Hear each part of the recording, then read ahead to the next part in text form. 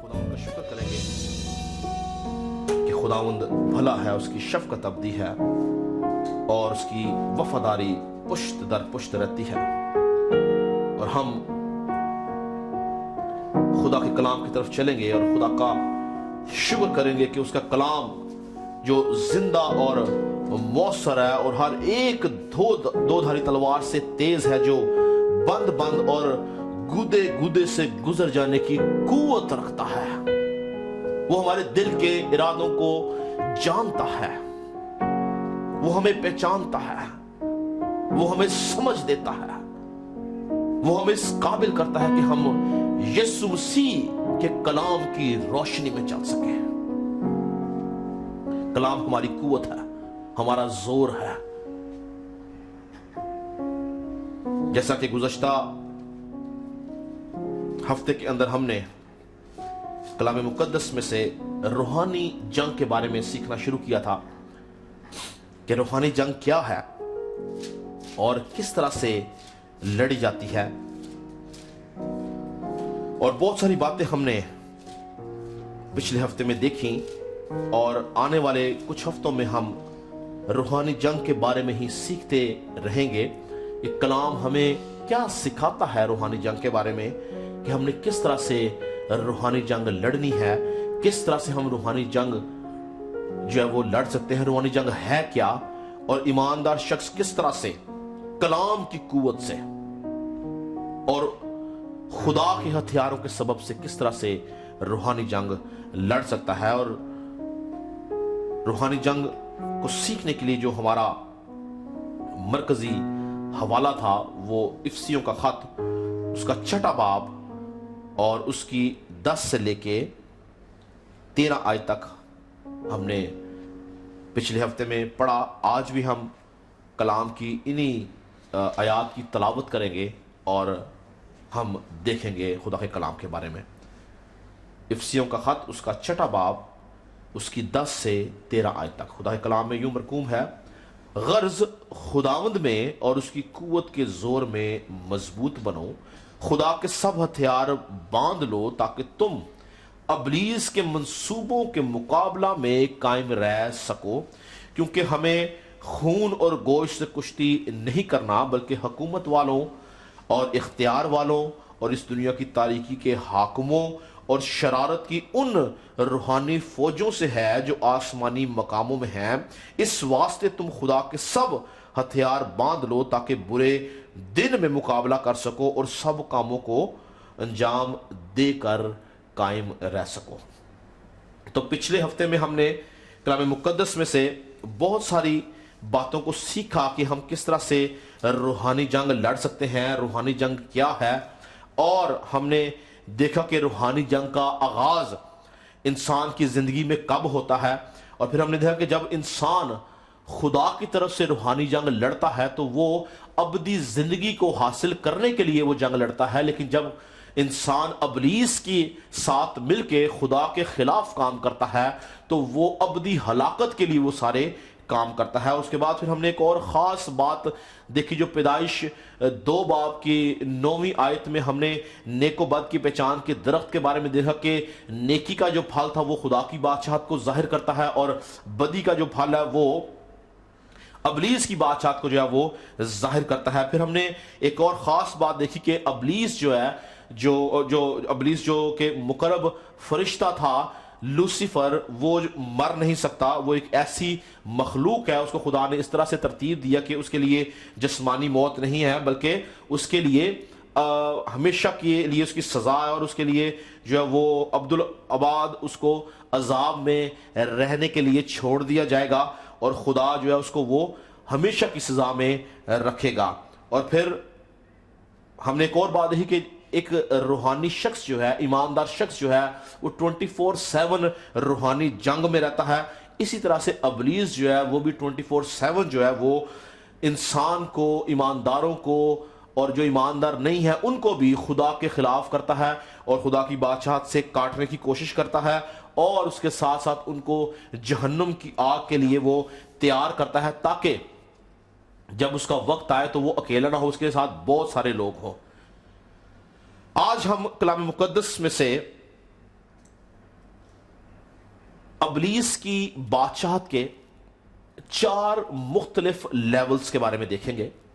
4 مختلف اس کے ڈپارٹمنٹس ہیں، یعنی 4 مختلف سطح پر وہ اس دنیا کے اندر حکومت کرتا ہے، اس دنیا کو وہ کنٹرول کرتا ہے، اس دنیا کی بادشاہتوں کو کنٹرول کرتا ہے، اس دنیا کی حکومتوں کو کنٹرول کرتا ہے۔ تو 12 آیت میں کیا لکھا تھا؟ کیونکہ ہمیں خون اور گوشت سے کشتی نہیں کرنا ہے، بلکہ حکومت والوں اور اختیار والوں اور اس دنیا کی تاریکی کے حاکموں اور شرارت کی ان روحانی فوجوں سے جو آسمانی مقاموں میں ہیں۔ تو یہاں پر یاد رکھیں کہ پالوس رسول جو ہے وہ جب حکومت والوں اور اختیار والوں کی بات کرتا ہے تو وہ ظاہری حکومتوں کی یا ظاہری اختیار والوں کی بات نہیں کرتا۔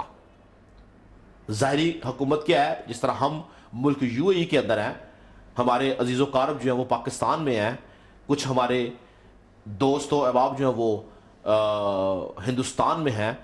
اس طرح سے ہر ملک کی ایک حکومت ہے، ہر ملک کی ایک بادشاہت ہے۔ تو پالوس رسول جب کہتا ہے کہ حکومت والوں، اختیار والوں، تو یہ اس دنیا کی حکومت کی بات نہیں کر رہا، بلکہ وہ ابلیس کی حکومت کی بات کرتا ہے جو کہ روحانی دنیا کے اندر ہے۔ روحانی دنیا میں آپ کو بتاتا چلوں کہ روحانی دنیا جو ہے وہ ایسا نہیں کہ وہ کسی اور جگہ پہ ہے۔ روحانی دنیا اسی دنیا کے اندر جو ہماری ظاہری دنیا ہے اس میں موجود ہے، مگر ہم اس کو اپنی آنکھوں سے یعنی ظاہری آنکھوں سے نہیں دیکھ سکتے۔ روحانی دنیا کو، روحانی عالم کو دیکھنے کے لیے ہمارے پاس روحانی آنکھوں کا ہونا ضروری ہے۔ اگر ہمارے پاس روحانی آنکھیں نہیں ہیں تو ہم روحانی عالم کو، روحانی دنیا کو نہیں دیکھ سکتے ہیں۔ اور کلام مقدس کے اندر ہم دیکھتے ہیں، ہمیں بہت سارے ایسے حوالہ جات ملتے ہیں جن میں خدا نے ممکن کیا کہ وہ انسانوں کو توفیق دے، ان کی روحانی آنکھوں کو کھولے تاکہ وہ اس ظاہری دنیا کے اندر رہتے ہوئے روحانی دنیا کو بھی دیکھ سکیں۔ اور روحانی دنیا یاد رکھیں کہ ہمارے ارد گرد ہی ہے۔ خدا کے فرشتے ہماری مدد کے لیے، خدمت گزار روحیں ہماری خدمت کے لیے، جنگجو فرشتے جو ہماری خاطر ابلیس سے جنگ کرتے ہیں وہ ہمارے آس پاس، ہمارے ارد گرد ہیں۔ اس طرح سے ابلیسی قوتیں، ابلیسی طاقتیں، ابلیس کے فرشتے، ابلیس کے وہ تمام اس کی جو فوجیں ہیں وہ بھی ہمارے آس پاس ہیں، اسی دنیا کے اندر وہ بھی منڈلاتی رہتی ہیں، یعنی ہمارے آس پاس ہے وہ بھی، لیکن ہم ان کو دیکھ نہیں سکتے ہیں کیونکہ ہمارے پاس روحانی آنکھیں نہیں ہیں۔ تو پالوس رسول کیا کہتا ہے کہ 4 مختلف لیولز کی پالوس بات کرتا ہے کہ حکومت والوں، دوسرا اختیار والوں، تیسرا اس دنیا کی تاریکی کے حاکموں، چوتھا شرارت کی ان روحانی فوجوں سے جو آسمانی مقاموں میں ہیں۔ یعنی ابلیس اس دنیا کو، اس دنیا کے رہنے والے انسانوں کو، اس دنیا میں موجود تمام مخلوقات کو ان 4 مختلف لیولز سے کنٹرول کرتا ہے۔ یہ 4 مختلف درجے ہیں ابلیس کی بادشاہت کے اور اس کی حکومت کے۔ تو پہلا لیول کیا ہے؟ حکومت والوں۔ حکومت والوں کے لیے جو اگر آپ انگلش بائبل دیکھیں تو وہاں پہ کچھ جگہ پہ پرنسپیلٹیز ورڈ یوز ہوا ہے، کچھ جگہ پہ رولرز۔ تو ورڈ لفظ پرنسپیلٹی جو ہے یہ لفظ پرنس سے نکلا ہے جس کے معنی ہے شہزادہ، اور اردو بائبل میں جو اس کا ترجمہ کیا گیا ہے وہ ہے سردار یا حاکم۔ انگلش میں جہاں پہ اردو میں سردار اور حاکم ہے وہاں پہ انگلش میں پرنس لکھا ہوا ہے۔ تو لفظ پرنسپیلٹی جو ہے یہ لفظ پرنس میں سے نکلا ہے۔ تو یاد رکھیں کہ ابلیس کو کلام مقدس کے اندر اس دنیا کا سردار بولا گیا ہے، اس دنیا کا حاکم بولا گیا ہے، ہوا کی عملداری کا حاکم اسے کہا گیا ہے، انگلش میں the ruler of the world, the prince of the world اس کو بولا گیا ہے۔ تو یہ حکومت والے، یہ وہ فرشتے ہیں جو ابلیس کے ساتھ हुकूमत करते हैं, ये हुक्मरान फरिश्ते हैं, दुनिया के ऊपर ये हुकूमत करते हैं। ये आप इसको ये समझ लें कि इब्लीस की बादशाहत के, उसकी किंगडम के ये जो टॉप रैंक फरिश्ते हैं, ये उनकी बात है। ये उसके टॉप रैंक के फरिश्ते हैं, जो हुक्मरान फरिश्ते हैं, जो हुक्मरानी करते हैं, हुकूमत करते हैं। कहां पे? दुनिया के मुमालिक के ऊपर, दुनिया की हुकूमतों के ऊपर। ये अपने सिस्टम को पूरी दुनिया के ऊपर इन्होंने लागू किया हुआ है। हर एक मुल्क के ऊपर एक फरिश्ता है, हर एक मुल्क के ऊपर एक मौकल है। ये जो कैटेगरी है हुकूमत वाले, जिनके बारे में प्रिंसिपैलिटीज कहा गया है, ये इनफरादी तौर पर या इज्तमाही तौर पर ये इंसानों से किसी तरह का तसादम नहीं करते। इनकी डायरेक्ट इंटरेक्शन जो है वो इंसानों के साथ नहीं है, बल्कि ये हुकूमतों को इन्फ्लुएंस करते हैं। ये हुकूमतों को अपनी कुव्वतों के साथ मुतासिर करते हैं, और बहुत सारे कानून जो हुकूमतों में लागू किए जाते हैं वो इन कुव्वतों की वजह से किए जाते हैं, क्योंकि ये पीछे बैठ के उनको कंट्रोल करती हैं। और जैसे मैंने बताया, कलाम मुक़द्दस के मुताबिक हर एक मुल्क का एक फरिश्ता है जो उस पर हुकूमत करता है, उसको मौकल का नाम दिया जाता है। कलाम मुक़द्दस में उनको मौकल बोला गया है, जो वो उस मुल्क की, उसमें मौजूद शहरों की तमाम बुराइयों को, तमाम बदकारियों को, तमाम बुरे कामों को कंट्रोल करता है। उसको मौकल का नाम दिया जाता है। मेरे साथ अगर आप निकालें दानियल नबी का सहीफा, दानियल नबी का सहीफा और उसका 10वां बाब, 10वां बाब और उसकी मैं 12वीं आयत से पढ़ूंगा, गौर से सुनिएगा। दानियल नबी का सहीफा, उसका 10वां बाब और उसकी 12 आयत से पढ़ूंगा, सुनिएगा। लिखा है, तब उसने मुझसे कहा, आए दानियल, खौफ ना कर, क्योंकि जिस रोज से तूने दिल लगाया कि समझे और अपने खुदा के हजूर आजिजी करे, तेरी बातें सुनी गईं और तेरी बातों के सबब से मैं आया हूं। पर फारस की मुमलिकत के मौकल ने 21 दिन तक मेरा मुकाबला किया। फिर मिकाइल जो मुकर्रब फरिश्तों में से है मेरी मदद को पहुंचा, और मैं शाहान फारस के पास रुका रहा। पर अब मैं इसलिए आया हूं कि जो कुछ तेरे लोगों पर आखिरी अयाम में आने को है तुझे उसकी खबर दूं, क्योंकि हनूज ये रोया जमानाए दराज के लिए है। तो यहां पे फरिश्ता जब आता है दानियल नबी के पास, तो वो उसको कहता है कि मुझे 21 दिन तक, किसने? 21 दिन तक फारस की मुमलिकत के मौकल ने रोक के रखा, यानी उसके साथ वो मुकाबला करता रहा। तो दानियल नबी जिस दौर में था, उस दौर के अंदर बाबली हुकूमत थी, और जो इलाका जहां पे वो रहता था वो फारस का इलाका था। और जब दानियल नबी ने खुदावंद से दुआ की और खुदा ने उसकी दुआ को सुना और उसका जवाब जब भेजा, तो लिखा है कि फारस की मुमलिकत का जो मौकल था, ये फारस की मुमलिकत का जो मौकल था, ये इब्लीस की तरफ से फारस के ऊपर मुकर्रर किया गया था, ताकि वो उस मुमलिकत के सारे इंतजाम को कंट्रोल करे, वो उसके लोगों को कंट्रोल कर सके, वो उसकी बादशाह को कंट्रोल कर सके, बादशाहों के मामलात को कंट्रोल कर सके। ये फारस की मुमलिकत का जो मौकल है, ये इब्लीस का फरिश्ता है, और जबराइल फरिश्ता को इसने रोका ताकि वो उसकी दुआ का जवाब नीचे ना लेके जा सके।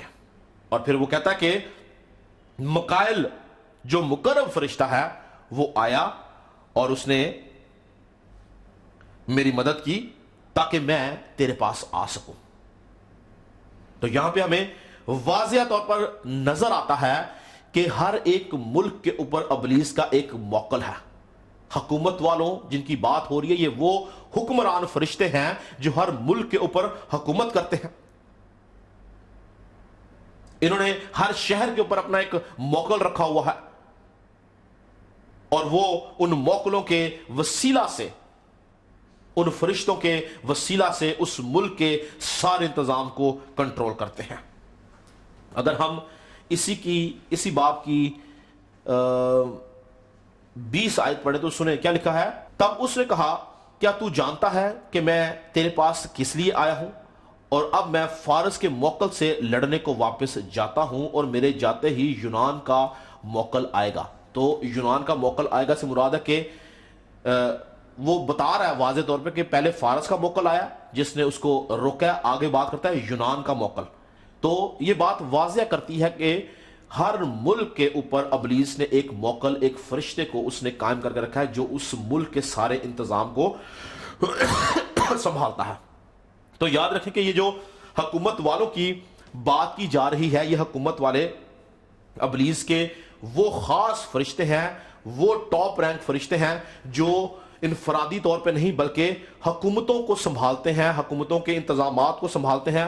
اور آپ دیکھیں کہ بہت سارے ممالک کے اندر بہت سارے ابلیسی قوانین کو نافذ کیا جاتا ہے۔ جس طرح سے آپ کو پتا ہوگا بہت سارے ممالک کے اندر جو ہے وہ گے ازم کو جو ہے وہ لیگل کر دیا گیا ہے، لیگلائز کر دیا گیا ہے۔ پروسٹیوشن جو ہے وہ یعنی کہ ہر طرح کی فحاشی کا اڈا جو ہے وہ بہت سارے ممالک کے اندر وہ ان کے قانون کا، ان کے لا کا حصہ ہے۔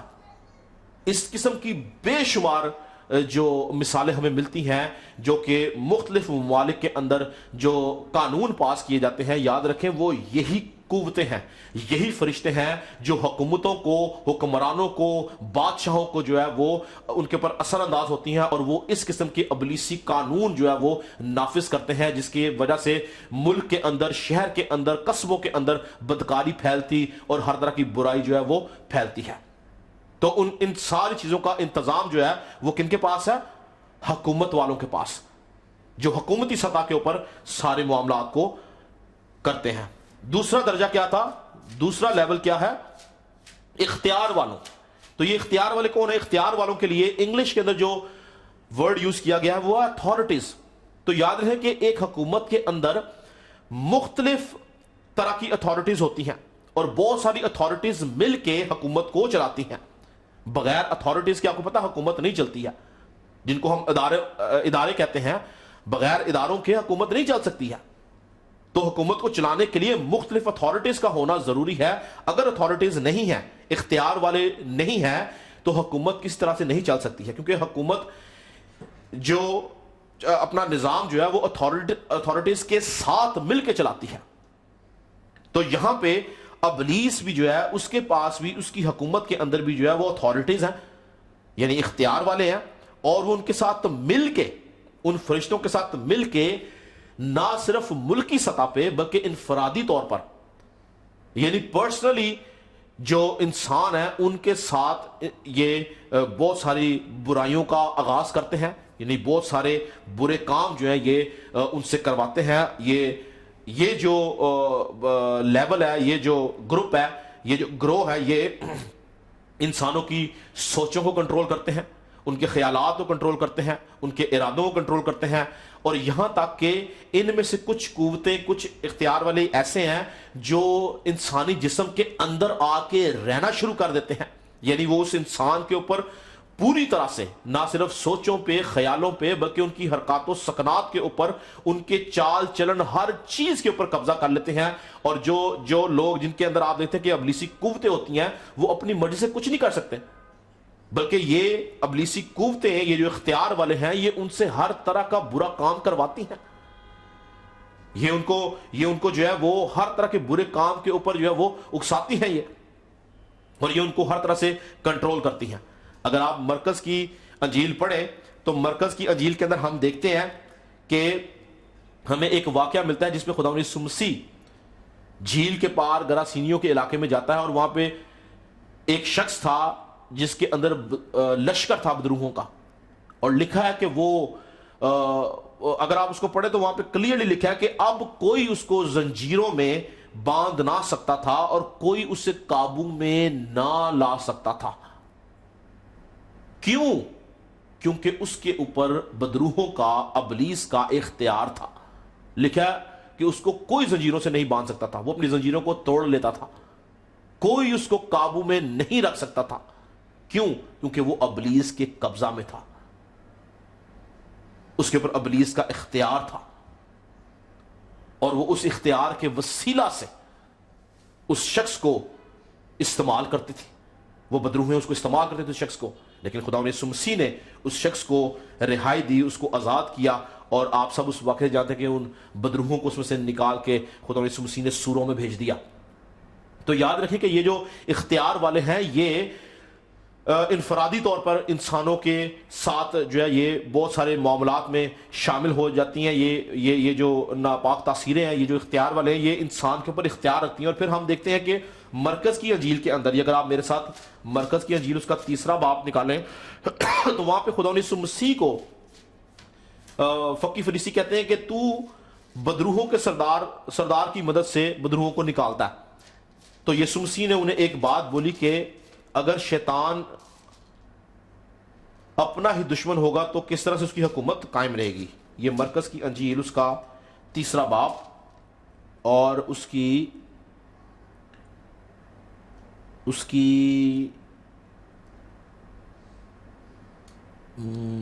میں 26 آیت سے پڑھوں گا. سنیے، لکھا ہے، اور اگر شیطان اپنا ہی مخالف ہو کر اپنے میں پھوٹ ڈالے تو وہ قائم نہیں رہ سکتا بلکہ اس کا خاتمہ ہو جائے گا. لیکن غور سے سنیں جو میں آپ کو ایک بات سمجھا رہا ہوں. لیکن کوئی آدمی کسی زوراور کے گھر میں گھس کر اس کے اسباب کو لوٹ نہیں سکتا.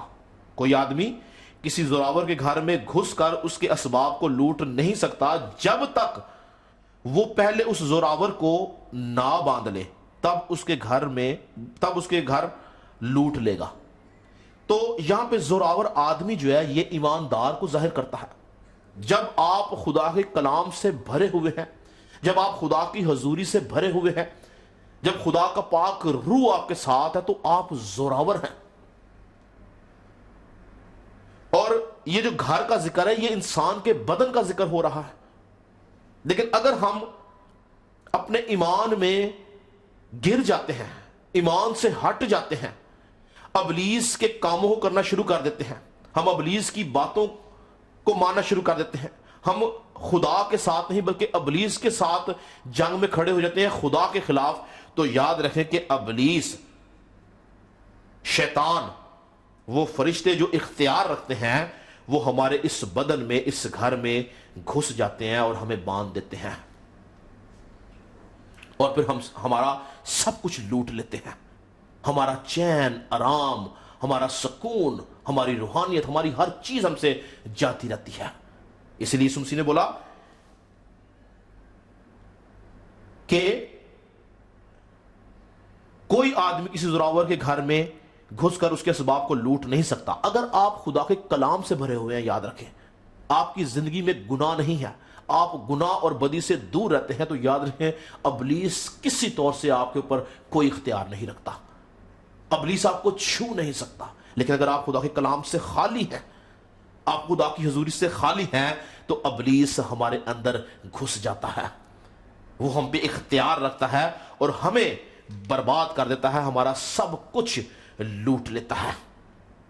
اس لیے یاد رکھیں کہ ضرورت ہے کہ ہم اپنے بدنوں کو جو خدا کا مقدس ہے، ہم خدا کے کلام سے بھرتے چلے جائیں، ہم روحانی طور پر زور آور ہوں. اسی لیے پالوس رسول جو ہمارا مرکزی حوالہ تھا، افسیوں 6 باب کی جو ہم نے 10ویں آیت میں کہتا ہے، غرض خداوند میں اور اس کی قدرت کے زور میں مضبوط ہو. تو ہمیں خداوند یسوع مسیح کی قدرت کے زور میں مضبوط ہونا ہے، ہمیں روحانی طور پر بڑھتے چلے جانا ہے، ہمیں کلام کی روشنی میں چلنا ہے، ہمیں ابلیس کے خلاف جنگ کرنی ہے، ہمیں مردہ کاموں کو ختم کرنا ہے، ہمیں اپنی سوچوں کو، خیالات کو، ارادوں کو، اپنے ہاتھ کے کاموں کو، اپنے چال چلن کو کلام کی روشنی میں گزارنا ہے. تب ہم زوراور ہوں گے اور ابلیس کسی طور سے ہمارے بدنوں میں نہیں گھس سکے گا، نہ ہم پہ کسی طرح کا کوئی اختیار رکھے گا. لیکن جب ہم کمزور ہو جاتے ہیں تو ابلیس ہم پہ قبضہ کر لیتا ہے. یہ اختیار والے ہم پر قبضہ کر لیتے ہیں، ہماری سوچوں کو کنٹرول کرتے ہیں، ہمارے سارے معاملات کو کنٹرول کرتے ہیں. اور پھر ایک خاص بات میں آپ کو آج بتانا چاہتا ہوں. ایک وقت ایسا یسوع مسیح کی زندگی میں آیا جب ان اختیار والے فرشتوں نے یسوع مسیح کے اوپر بھی قبضہ کیا. یہ بات شاید آپ کے لیے سننے میں بڑی انہونی یا سننے میں بڑی منفرد ہو، لیکن ہم کلام میں سے دیکھیں گے کہ ایک وقت آ گیا کہ یہ جو اختیار والے تھے انہوں نے یسوع مسیح کے اوپر قبضہ کر لیا. انہوں نے اپنا اختیار جو ان کے پاس تھا یسوع مسیح کے اوپر جتایا، اور اپنے اختیار کے وسیلہ سے ان فرشتوں نے یسوع مسیح کو رومی حکومت کے حوالہ کیا. میری بات کو غور سے سنیے گا. یاد رکھیں کہ اگر خداوند یسوع مسیح چاہتا تو ان اختیار والے فرشتوں کو اور ان کے اختیار کو نیست و نابود کر سکتا تھا. اگر وہ چاہتا تو وہ ان کو ہر طرح سے ان کے اختیار کو توڑ سکتا تھا، مگر خداوند یسوع مسیح نے ایسا نہیں کیا، بلکہ یسوع مسیح نے ان اختیار والوں کے اختیار میں آ کے اپنے آپ کو رومی حکومت کے حوالہ کر دیا تاکہ میں اور آپ نجات پا سکیں. اگر یسوع مسیح ان اختیار والوں کے قبضے میں نہ جاتا تو میں اور آپ مخلصی نہ پاتے. اگر یسوع مسیح ان اختیار والوں کے قبضے میں نہ جاتا تو میرا اور آپ کا فدیہ نہ ہوتا. میں اور آپ گناہ اور موت کی زندگی میں فنا ہو جاتے ہیں. ہم خدا کی بادشاہت سے کٹ جاتے ہیں. ہم کسی بھی طور سے خدا کی طرف سے روحانی جنگ نہ لڑ سکتے ہیں. ہم ابلیس کے ہاتھوں تباہ و برباد ہو جاتے ہیں. لیکن خداوند یسوع مسیح نے اپنے آپ کو ان کے حوالے کیا، اور انہوں نے یسوع مسیح کے اوپر اپنا اختیار جتایا. یسوع مسیح کے اوپر انہوں نے اپنے اختیار کو قائم کیا، اور اس اختیار کے وسیلہ سے یسوع مسیح رومی حکومت کے حوالہ کر دیا گیا. میرے ساتھ ایک حوالہ نکالیں. لوکا کی انجیل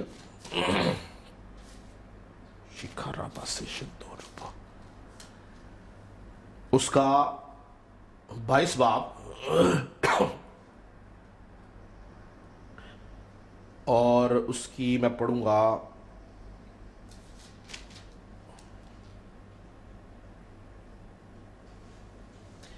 52 آیت سے میں پڑھوں گا، غور سے سنیے گا. لکھا ہے پھر یسوع نے سردار کاہنوں اور ہیکل کے سرداروں اور بزرگوں سے جو اس پر چڑھ آئے تھے کہا، کیا تم مجھے ڈاکو جان کر تلواریں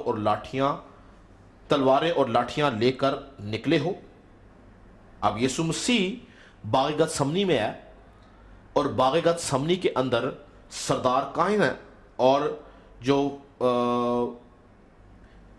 قوم کے بزرگ تھے وہ رومی سپاہیوں کو لے کر آئے تاکہ یسوع مسیح کو وہاں پہ قابو کر سکیں. تو یسوع مسیح کہتا ہے کہ تم مجھے ڈاکو سمجھ کے تلواریں اور لاٹھیاں لے کر نکلے ہو.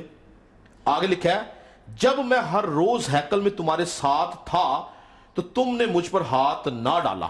جب میں ہر روز ہیکل میں تمہارے ساتھ تھا تم نے مجھ پر ہاتھ ڈالا، لیکن یہ تمہاری گھڑی اور تاریکی کا اختیار ہے.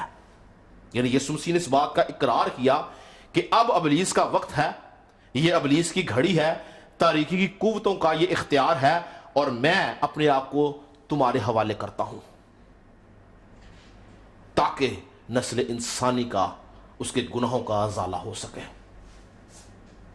تاکہ گناہ گار انسان نجات پا سکے.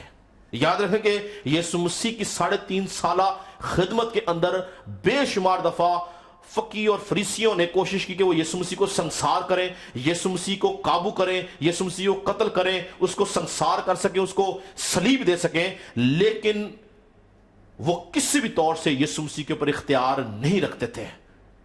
لیکن یسوع مسیح نے رضا کرانہ طور پر انٹینشنلی اپنے آپ کو ان کے حوالے کیا، اور حوالے کرنے کا پرپس صرف یہ تھا کہ اگر وہ ان کے حوالے نہ کیا جاتا، ان کے اختیار میں نہ جاتا، تو میں اور آپ گناہ اور موت کی زندگی میں ختم ہو جاتے ہیں.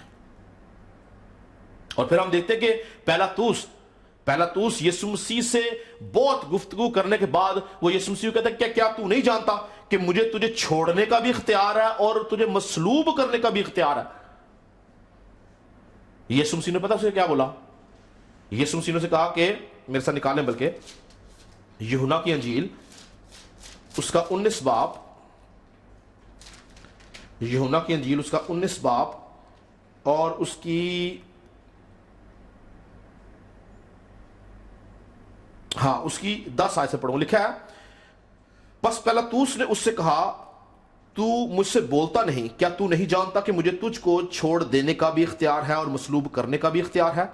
यीशु ने जवाब दिया, अगर तुझे ऊपर से ना दिया जाता तो तेरा मुझ पर कुछ इख्तियार ना होता।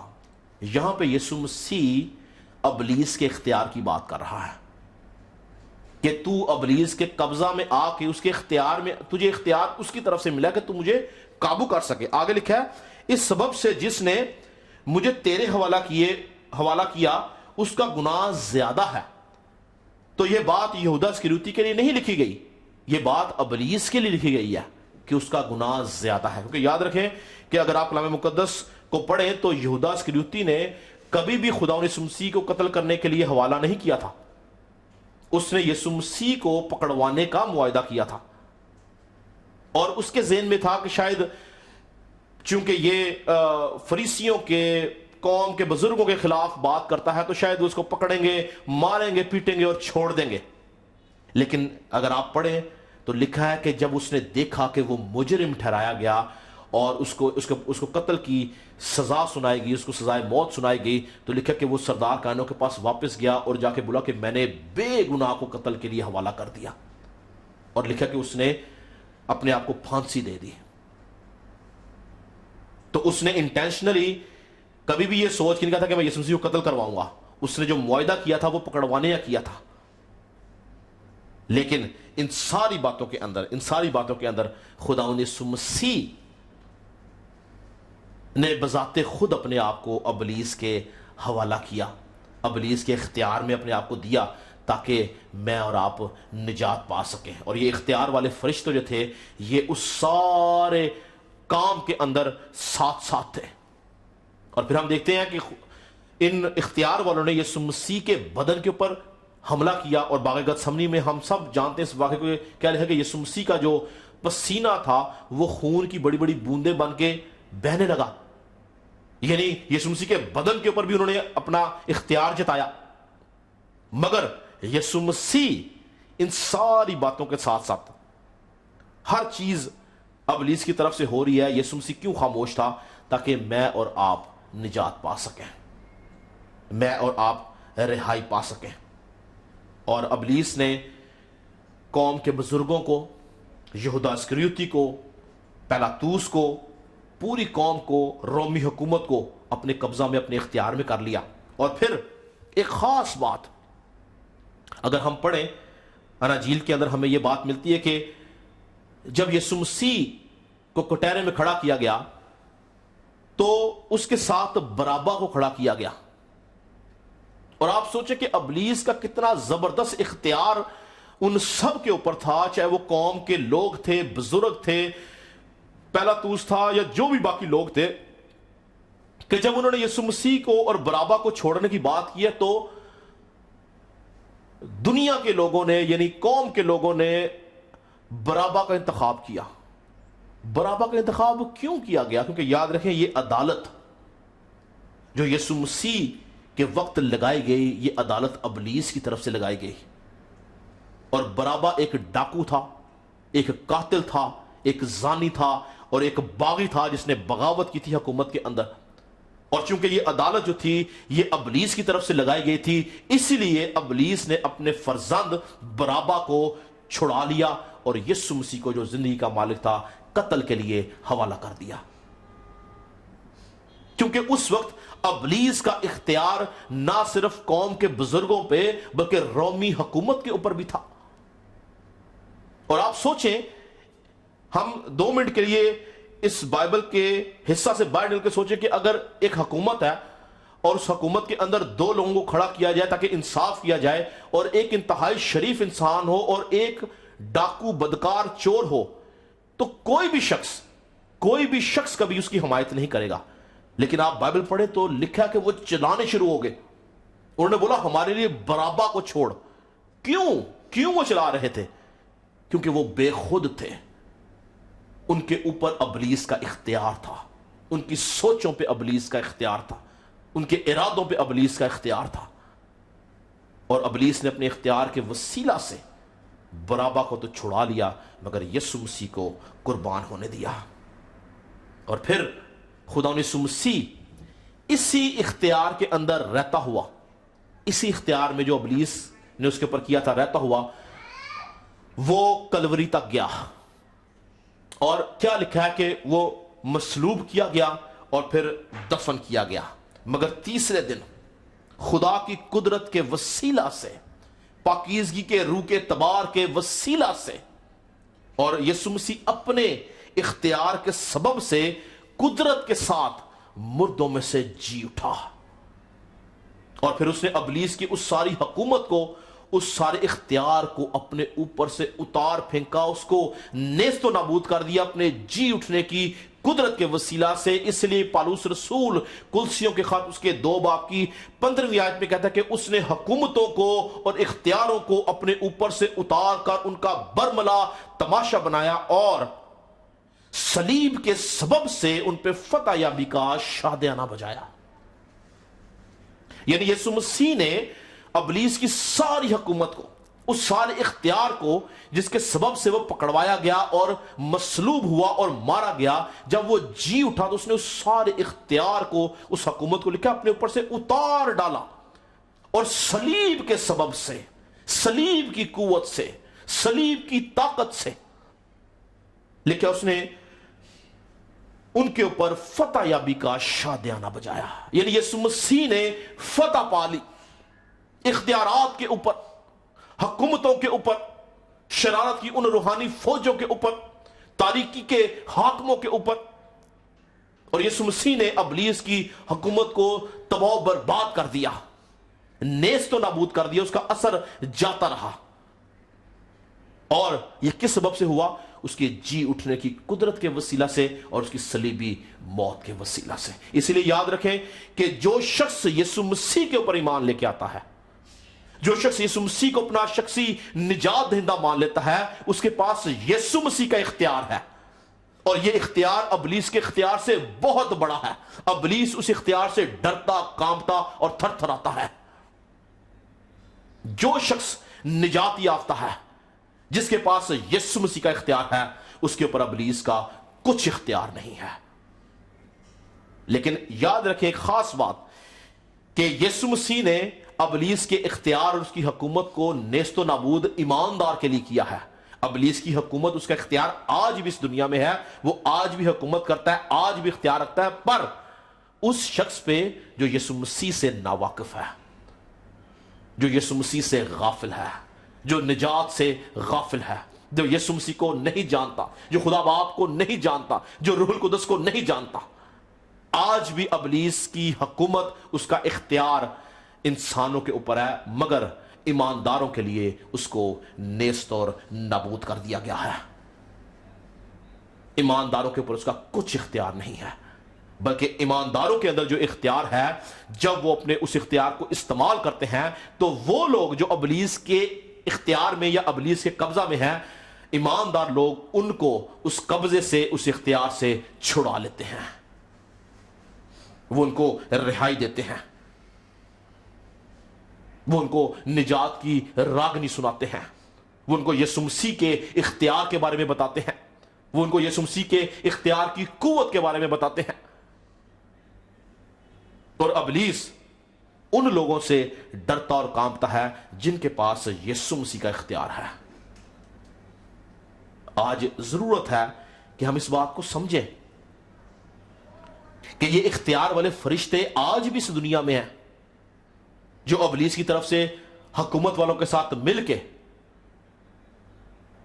इस दुनिया के अंदर अबलीस की बादशाहत को फरोग दे रहे हैं, अबलीस की बादशाहत की वुसअत के लिए काम कर रहे हैं। लेकिन इन्हीं के बीच में खुदा ने एक नई मखलूक, नई इंसानियत को पैदा कर दिया है, جس کو ہم بورن اگین کرسچن کہتے ہیں.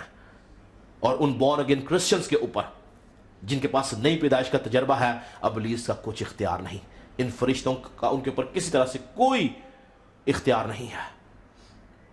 اور ہم ان ساری باتوں کے لیے خدا یسوع مسیح کی قربانی کا، اس کی مصلوبیت کا، اس کے خون بہانے کا، اس کے مرنے کا اور پھر مردوں میں سے جی اٹھنے کا ہم شکریہ ادا کریں گے کہ اگر یسوع مسیح ہماری خاطر نہ مصلوب ہوتا، نہ مرتا، اپنے آپ کو ابلیس کے اختیار میں نہ لے کے جاتا، تو ہم سارے ابلیس کے اختیار میں رہتے ہیں. لیکن وہ ابلیس کے اختیار میں گیا اور پھر وہاں سے واپس آیا اور اس کو اپنے اوپر سے اتار ڈالا اور پھر اپنے ساتھ ہمیں شامل کر لیا تاکہ ہم یسوع مسیح کی فوج میں آ کے یسوع مسیح کے ساتھ مل کے ابلیس کے خلاف ہم روحانی جنگ کر سکیں.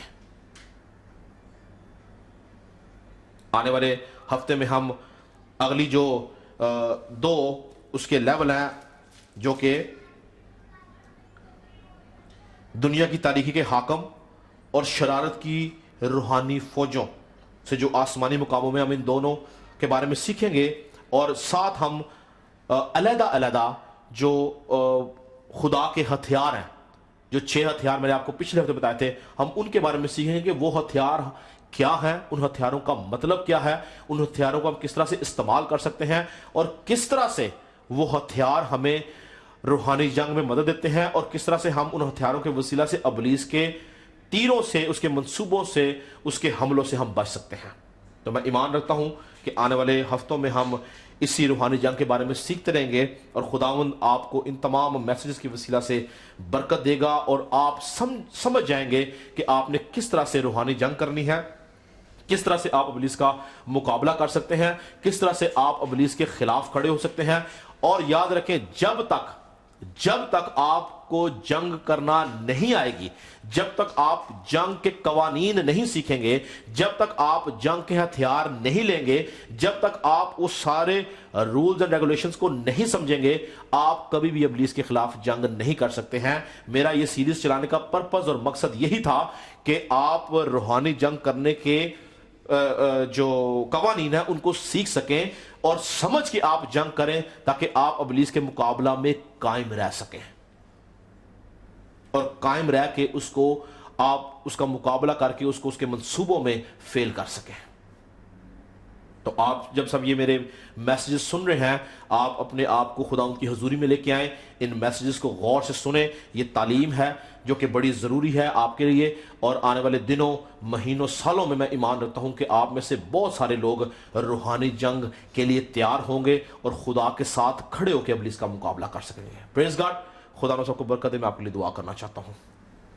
خدا ہمارے آسمانی باپ، ہم تیرا شکر کرتے ہیں، تیری تعریف کرتے ہیں، تیری تمجید کرتے ہیں، تیری حمد اور تیری ستائش کرتے ہیں، کیونکہ تو بھلا ہے، تیری شفقت ابدی ہے اور تیری وفاداری پشت در پشت رہتی ہے. اے خداوند، ہم ایمان رکھتے ہیں کہ ہم جب تک تو ہمارے ساتھ نہیں، ہم ابلیس کا مقابلہ نہیں کر سکتے. جب تک تیری نگاہ ہمارے اوپر نہیں، ہم ابلیس کا مقابلہ نہیں کر سکتے. ہم روحانی جنگ اسی وقت لڑ سکتے ہیں جب روح القدس ہمارے ساتھ ہے، جب ہمارے پاس تیرے ہتھیار ہیں، جب ہم حکومت کو سمجھتے ہیں، جب ہم ابلیس کے تمام اختیارات کو سمجھتے ہیں، پھر ہم اس کا مقابلہ کر سکتے ہیں. خدا تیرا خادم ہوتا ہوا سب لوگوں کے لیے تیری برکت چاہتا ہوں، پوری کلیسیا کے لیے تیری برکت چاہتا ہوں، تاکہ آنے والے دنوں میں سارے لوگ روحانی جنگ کے مقصد کو سمجھیں اور اس کو لڑیں اور تیرے نام کو جلال دیں. تیرا خادم ہوتا ہوا سب کو اے خداوند تیرے لہو میں چھپاتا ہوں. ابلیس کے سارے منصوبوں کو فیل کرنا، تاکہ اے خداوند یہ سب تیرے جلال کے لیے تیرے کاموں میں بڑھتے چلے جائیں اور تیری شکرگزاری کر سکیں. یسوع کے نام سے مانگتے اور پا لیتے ہیں، آمین. ہم خداوند کی سکھائی دعا میں شریک ہوں گے. آئے ہمارے باپ، تو جو آسمان پر ہے، تیرا نام پاک منا جائے، تیری بات چاہت آئے، تیری مرضی سے آسمان پوری ہوتی ہے، زمین پر بھی ہو. ہمارے روز کی روٹی آج ہمیں دے. جس طرح ہم اپنے قصورواروں کو معاف کرتے ہیں، تو بھی ہمارے قصور ہمیں معاف کرا. ہمیں آزمائش میں نہ ڈال بلکہ برائی سے بچا، کیونکہ بادشاہت، قدرت اور جلال ہمیشہ تیرے ہی ہے، آمین. اب ہمارے خدا یسوع مسیح کا فضل، خدا باپ کی محبت، پاک روح کی رفاقت اور شراکت تمام ان لوگوں کے ساتھ جو تیرے خادم کے ساتھ آن لائن ہے، इन पे और इनके घरानों पे हमेशा तेरी बरकत, तेरी कुदरत छाई रहे। यीशु के नाम से मांगते हैं और पा लेते हैं, आमीन। थैंक यू वेरी मच जी, खुदावंद आपको बरकत दे।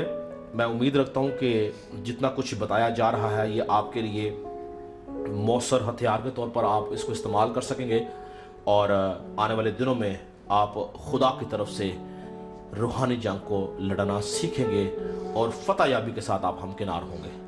खुदा ने सबको बरकत दे।